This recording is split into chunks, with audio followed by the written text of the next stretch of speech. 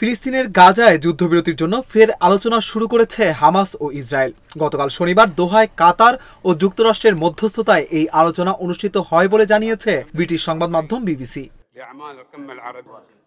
একজন ফিলিস্তিনি কর্মকর্তা বিবিসিকে জানিয়েছে ৬০ দিনের যুদ্ধবিরতি এবং ইসরায়েল ফিলিস্তিনি বন্দীদের মুক্তির বিনিময়ে ৯ জন জিম্মিকে মুক্তি দিতে সম্মত হয়েছে হামাস।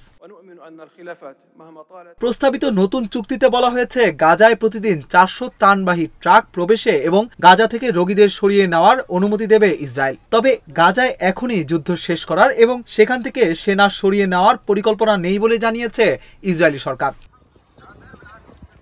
এর আগে গাজায় গণহত্যা বন্ধে ইসরায়েলের ওপর নিষেধাজ্ঞা দিতে আরব লীগকে আহ্বান জানায় হামাস। এদিকে যুদ্ধবিরতির আলোচনার মধ্যেই গাজার আল মাইয়াশিতে ইসরায়েলি হামলায় নিহত হয়েছেন ৩৬ জন ফিলিস্তিনি।